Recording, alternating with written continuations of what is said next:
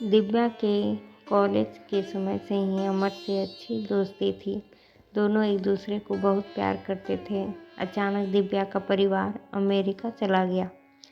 दिव्या और अमर फ़ोन से video call के जरिए काफ़ी देर तक बातचीत करते रहते थे, जो कि दिव्या के परिवार वालों को सबको पता था। इधर दिव्या अमर को अमेरिका बुलाने का प्लान बना रही थी। पासपोर्ट अप्लाई कर दी।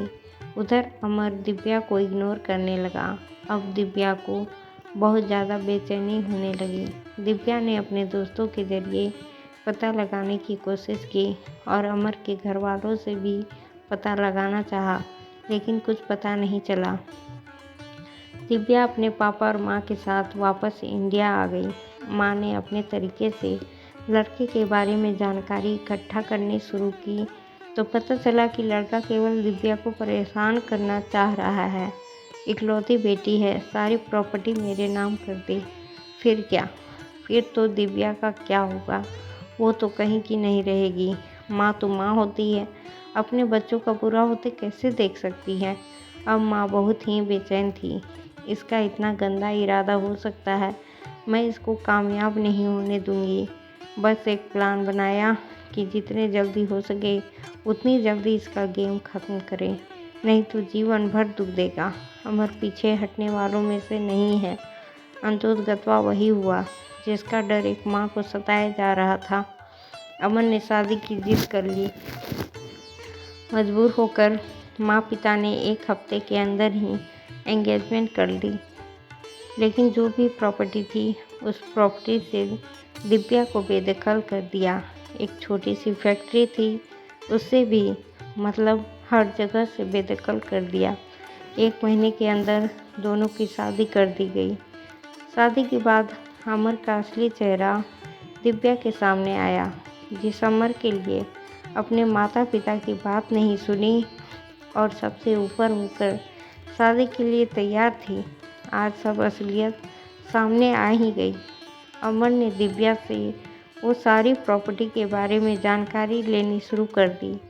यहाँ दिव्या को कुछ भी नहीं पता था कि मुझे माँ पिता ने बेदखल कर दिया है।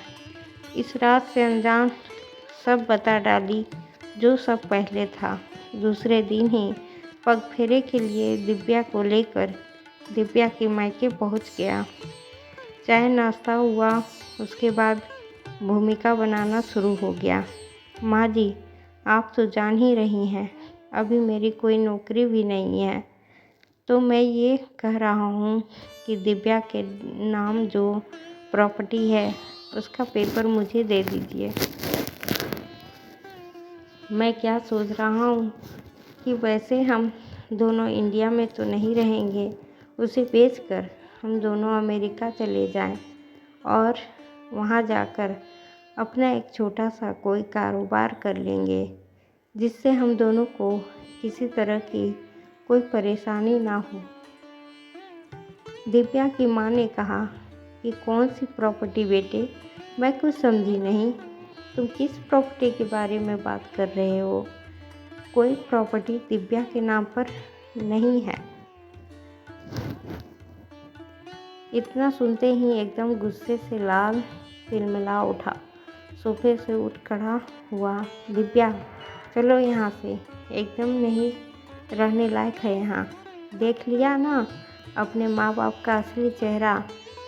अब तुम्हें पता चलेगा, तुम्हारे माँ बाप तुम्हें बिल्कुल भी नहीं चाहते। इस सब से दिव्या भी बहुत परेशान हुई और माँ से गुस्सा होकर अपने पति अमर के साथ चली गई। अब रोज़ रोज़ परेशान करने लगा। अमर यहाँ तक कि 1 हफ्ते के अंदर हाथ भी उठा दिया। दिव्या को ये नहीं समझ में आ रहा है, माँ गलत है या मेरा पति गलत है। एक दिन तो अमर ने सारी हदें पार कर दी। रात के 12 बजे दिव्या को मारकर घर से बाहर निकाल दिया। दिव्या रोती रही, बिलखती रही, लेकिन अमर ने ये कहते हुए दरवाज़ा नहीं खोला, मैं क्या सोचा था और क्या मिला मुझे, तू इसी लायक हो। दिव्या गिड़गिड़ाती रही, प्लीज़ अमर, दरवाज़ा खोल दो। मैं इतनी रात को कहाँ जाऊँगी। अमर ने एक ना सुनी दरवाज़ा बंद कर के सोने चला गया और एक पड़ोसी ने बहुत हिम्मत करके अपने घर में अंदर बुलाई और सुबह अपने पति के साथ दिव्या को उसकी माँ के पास पहुँचा दी। माँ ने अपनी बेटी की हालत देख जोर से चिल्लाने लगी, मेरी बेटी को ये क्या हो गया? ये किसने तुम्हारी हालत बनाई है? दिव्या ने सारी बातें बताई कि इन लोगों ने ही मुझे बचाया है। माँ ने बोला, बेटा यह है तुम्हारे अमर का असली चेहरा जो तुम्हें समझ में बिल्कुल भी नहीं आया क्योंकि तुम उसके प्रेम में पागल हो गई थी। जब मुझे पता चला तभी मैं सतर्क हो गई। तुम्हारे एंगेजमेंट के बाद ही सारी प्रॉपर्टी से तुम्हें बेदखल कर दिया। मुझे पता था यही होने वाला है, इसलिए हमने कुछ भी नहीं दिया, एकदम सिंपल शादी कर दिया। मुझे भी शौक था, मेरी एक ही तो बेटी थी, शान से शादी करूं, अपने जानने वालों को इज्जत से बुलाऊं और सबको इज्जत से विदाई करूं।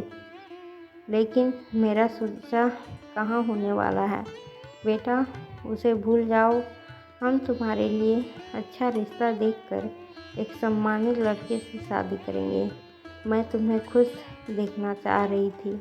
बस कोई भी माँ हो उसका एक ही सपना होता है कि मेरी बेटी जहाँ भी रहे खुश रहे, उसको किसी तरह की कोई परेशानी ना हो।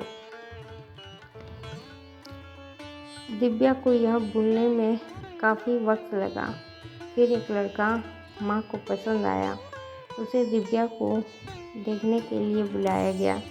यहाँ दिव्या ने वो सारी बात बिना झिझक के गौरव को बता दिया। दिव्या की इस सच्चाई से गौरव बहुत खुश हुआ और बोला, तुम बहुत ही अच्छी लड़की हो, ऐसे लोग हमें बहुत पसंद आते हैं। मैं भी तुम्हारे साथ कभी भी किसी प्रकार का छल नहीं करूँगा। दोनों एक प्रकार से एक दूसरे से संतुष्ट हुए, शादी के पवित्र बंधन में बंध गए। दिव्या भी बहुत खुश और गौरव भी बहुत खुश था। उन दोनों की खुशी देख माँ मन ही मन विह्वल होती थी। एक माँ एक पिता की चाहत ही यही होती है कि उनके बच्चे हमेशा खुश रहें।